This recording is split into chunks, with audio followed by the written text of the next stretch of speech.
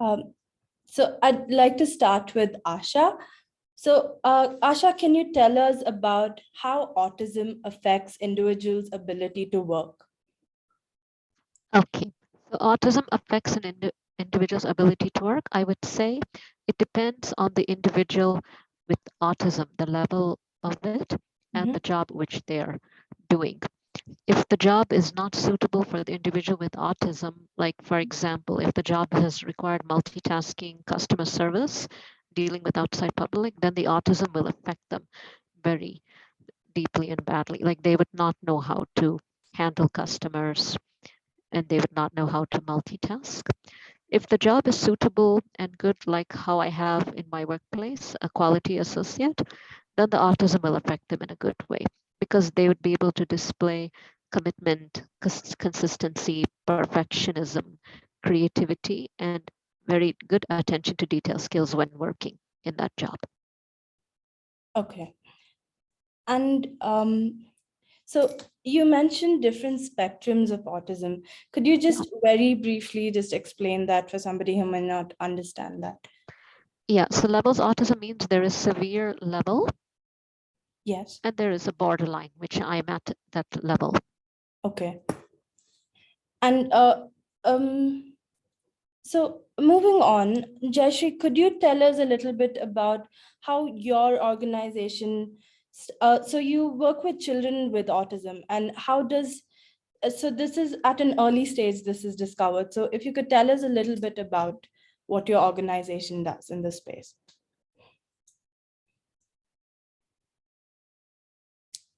Jayashree, I'm not able to hear you, you're on mute. We'd love for all of our students, kids to be like, become like Asha, become independent and be able to work on a corporate or a mainstream employment. To get there, what we have to do is we have to get kids at the very early age. If we get kids between the ages of 2 and 3, and we start a very strong early intervention program and have the parent involved so they understand what to do at home. And like Asha was saying, autism spectrum comes with diverse issues within the spectrum. So if you have to explain to each parent what their child's autism means, it is almost like a one-on-one training that we have to give. But having said that, what we do is we try to cater to these kids at the earliest, and then we run a program for them. We keep the children with us in a full day school program. It's like a day school. And each child is different and each child learns very differently. So the responsibility of the professional or the service provider is to understand what is it that this student with autism can do and where are the deficits. And that is how we have to plug in that and bring in those experts to train our children. So within our school, what we do is, one is start early, empower the mother, start with a very intense early intervention program. And in the day school, we teach academic skills for students who are able to pick it up. Like Asha was mentioning, levels. Many of our students are in the moderate capacity. That means they may find it very difficult to be in a mainstream school, academic program. So for such children, a lot of intervention goes into making them productive in the use of their hands, in trying to learn language, to be very socially adept and communicative with the people around, behave in a way that they are socially acceptable, and get into a good vocational training program. So it's a intense human intervention because we have a ratio of 2 children to an adult, like one teacher will be handling 2 children. So, it's an intense program. And you mentioned that it's better for it to be detected at an early stage. So in an India context, how does this detection take place?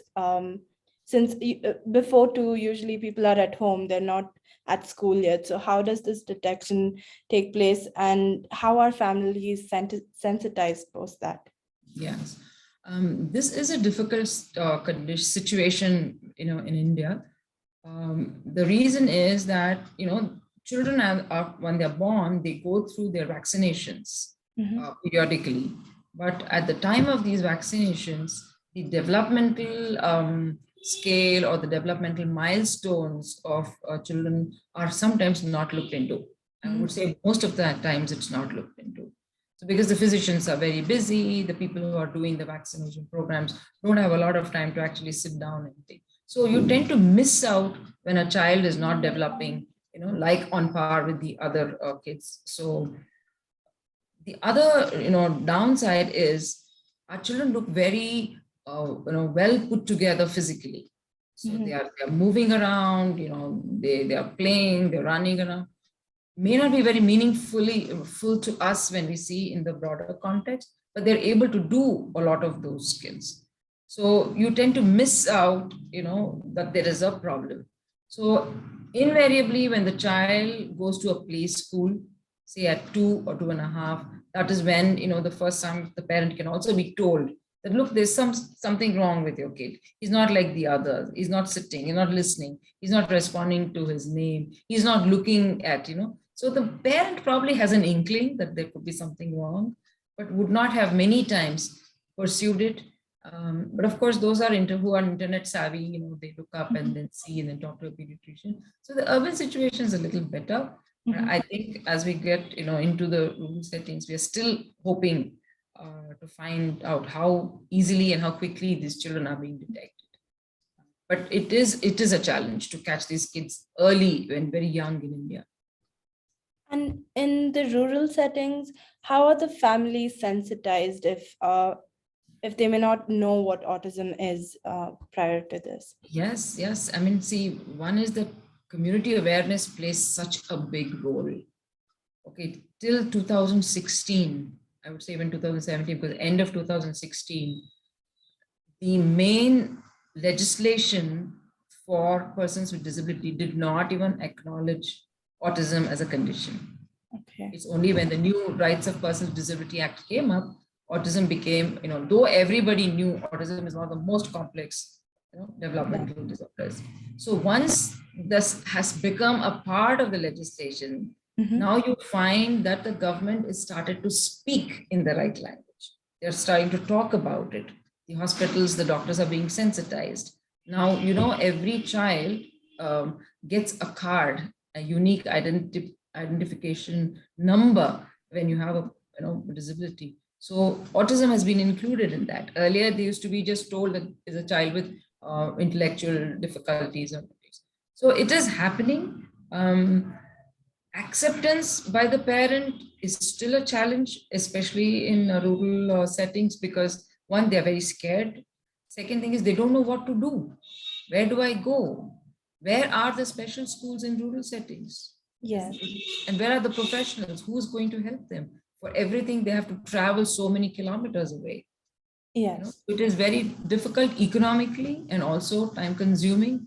And because the literacy rates are also not that great, parents tend to miss out on a whole lot of things. So barriers are there. Slowly, we have to keep making a dent. And once we have more services, automatically people will feel more confident. Yes. Thank you so much. That really did open up a lot of things about autism, especially at a younger age for people. Asha, you studied in different parts of the world.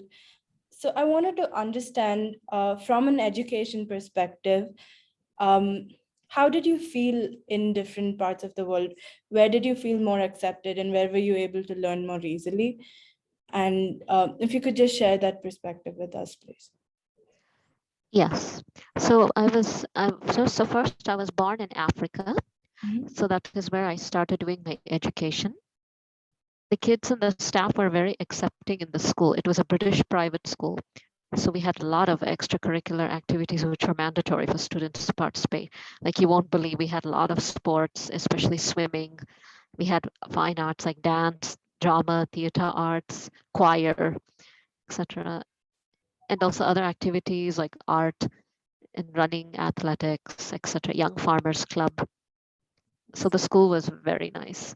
All my teachers and all the students used to push me to participate. Even though I didn't want to do activities, they made me do it. And they used to include me, even though I had a problem. They used to call me to their birthday parties, events, etc. If I was running a race, running in athletics, calling me Asha, Asha, you must win first place and you must do well. So there it was good. But unfortunately, the country was not developed in Africa where I stayed. So they couldn't provide autism services and the academics was very difficult. Mhm. So that was when my parents and I took a decision that we have to go to USA since that country is developed and maybe they will be able to help me out for my autism. So after we reached US, I got enrolled in an American public school system. So the staff did a lot of tests, diagnostic paperwork, assessments, etc. And then they gave me the official diagnosis that I have autism spectrum disorder and Asperger's syndrome. And they said to my parents, I mean, nothing to worry, it's only borderline. So the only thing I went through was, but the education with the kids, I was not able to fit in with the kids as I was different. So I went through a load of bullying and teasing and exclusion for the first time.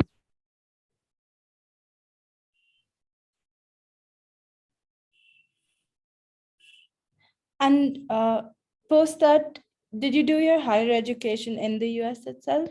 Yes, I went to a local community college as I was not ready for a university since they were fast paced. Understood. And so post that, how did you transition to work and building your career? How did you work on that? So after I went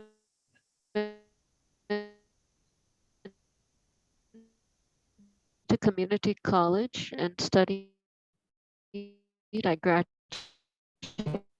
with highest honors, clinics and hospitals and worked in them. Unfortunately, those jobs were not easy for me to sustain as they required a lot of customer interaction and multitasking. But one of my managers observed me on the job and said, I think you have a problem. I think you must switch to IT because you're good with devices and IT industries don't require customer service. So with my parents' help, they decided to move me to India and asked me to enroll in a software testing institute here in Bangalore, where it was one-on-one session with the instructor. So I obtained 2 certificates for internship and for the theory, completed the course.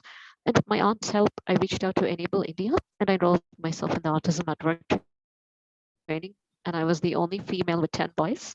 So it was nice and fun.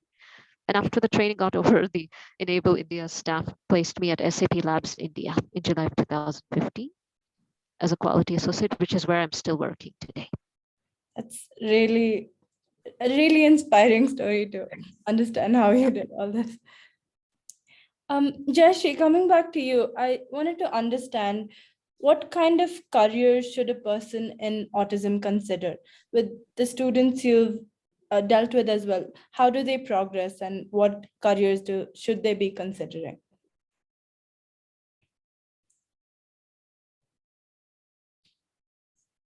Hello?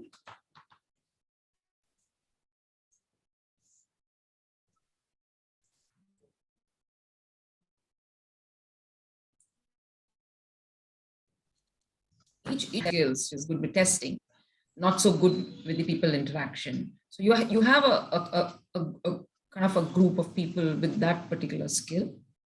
Some of them can do exceedingly well in a very structured, routine kind of activities. Like it could be just working in the retail outlet where you're doing like stocking.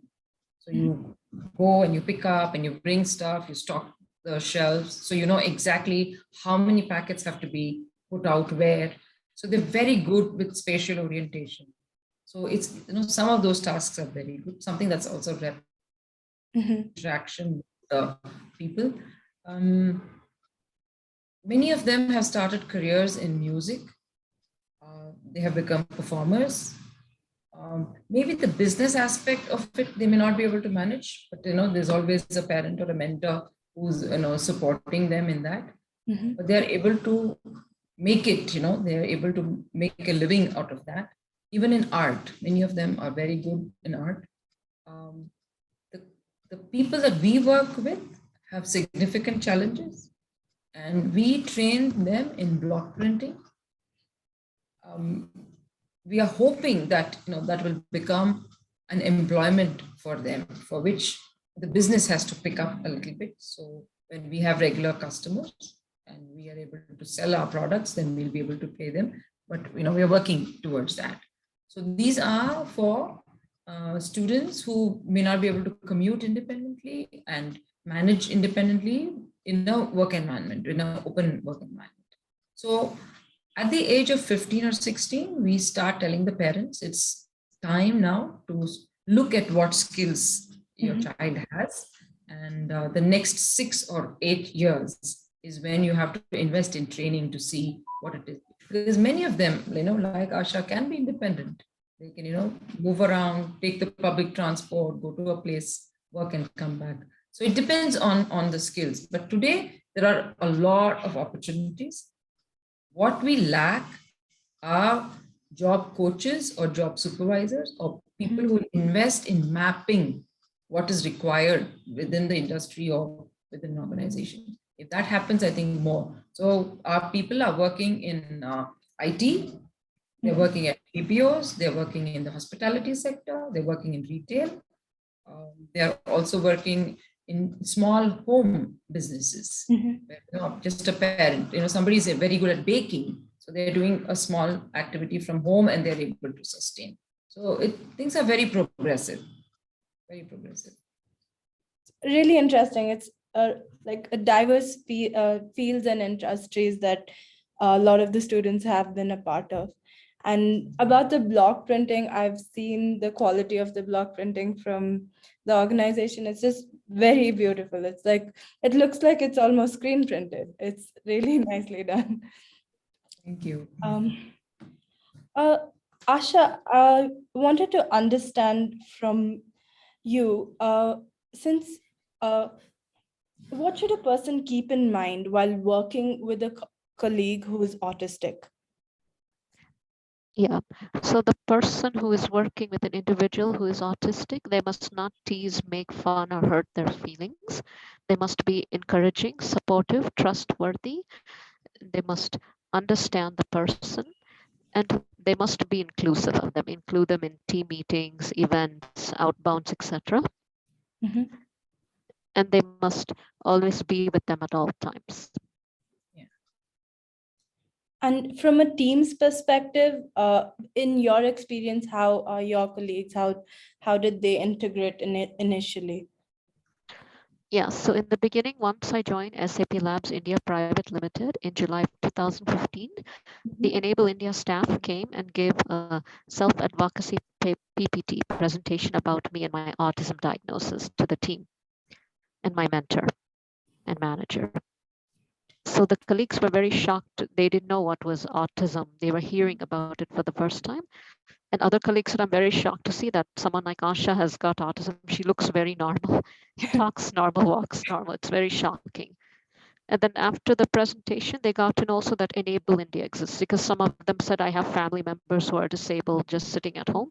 We didn't know we can also try and bring them to Enable India and get them some training and job. We are very happy that somebody has started that organization. And then after that, the team immediately accepted me and started including me for meetings, events, etc. And even today also, they are providing me support and encouragement, asking me to come up in the company and to reach to a high position in the company. Wow. That's really nice to. Very impressive. Yeah, it's Yes. very impressive. They've told me that I must become a CEO or managing director in the Definitely, future. Yeah. You'll be there. Awesome to have a woman CEO. Yes.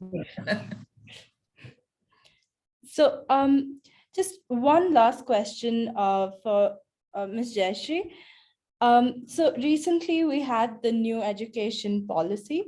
So I wanted to understand how this affects children with autism and students with autism, and what they should be aware of in this.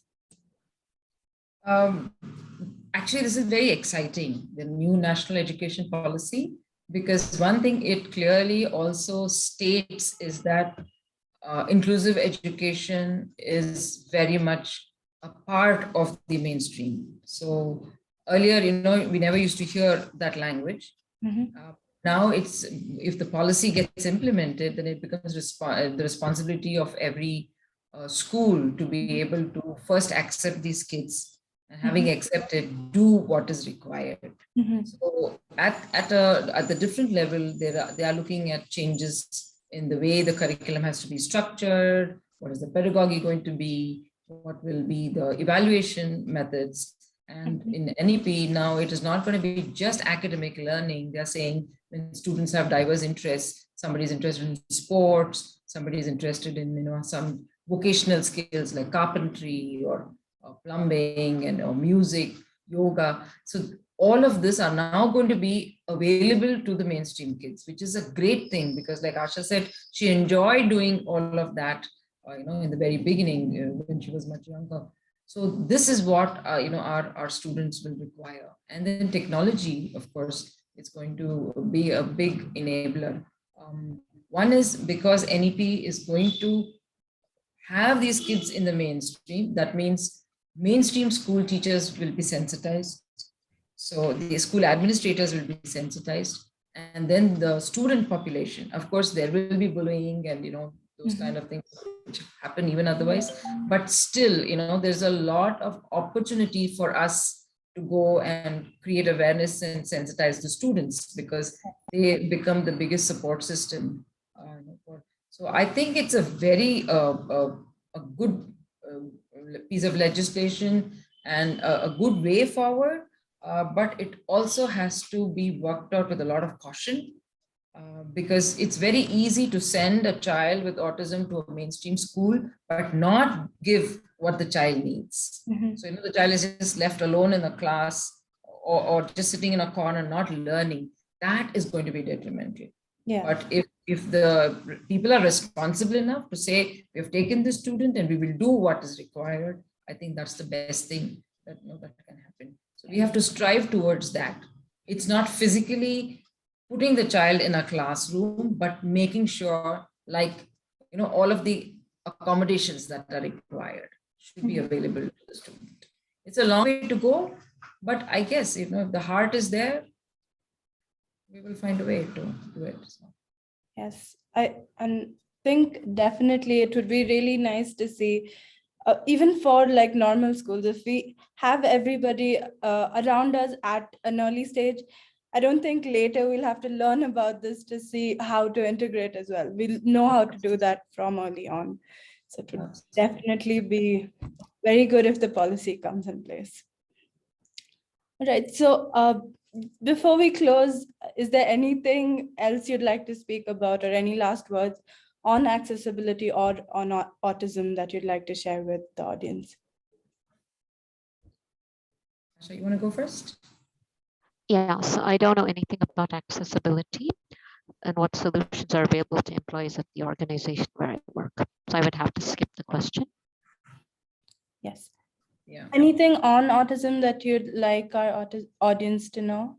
Or Yes, so there's a famous woman with autism. Her name is Dr. Temple Grandin. I met her at an event here in Austin, Texas, at my college. And she also provides very good advice to individuals with autism, whether you're going in the right direction career-wise or college major.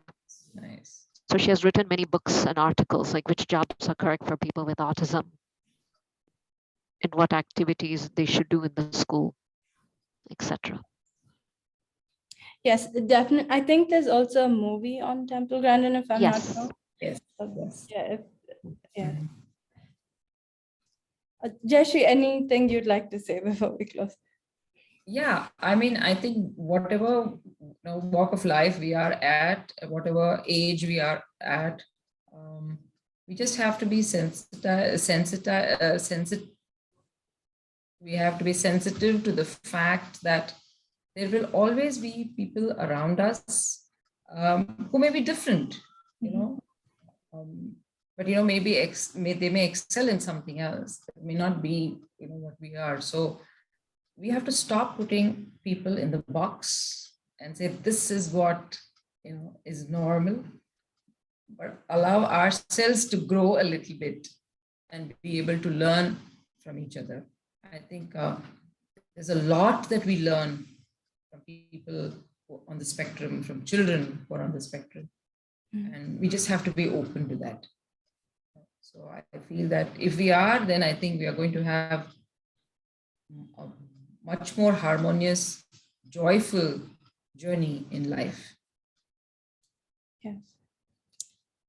Thank you so much. Thank you, both of you, for being there.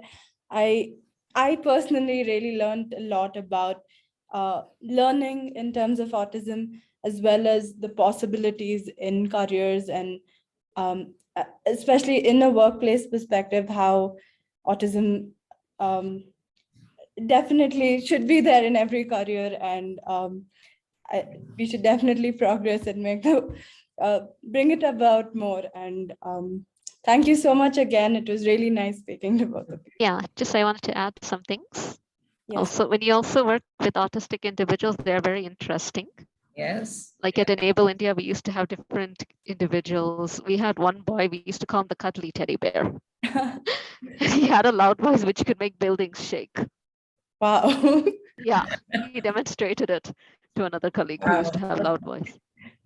Yeah. And then all the boys used to do kuchiku to him, touching him in the chin. So like that, it will be fun when you work with individuals with autism. Yeah. See, Yes. this is a different flavor. So Yes. it's so much more flavorful than Yes. just doing the same thing. And playing with them. You have to play with them and Yes. make them get some humor. Like I used to take Cuddly Teddy Bear's pencil, saying thank you, and get him to chase me around the training. Like that. Nice. Or I used to give it back to him. Great. Yeah. Thank you. Yeah. Yeah. Thank you so much for having us on this show of yours. It's wonderful to be part of it. And thanks for inviting. And Thank let's you. hope the word spreads.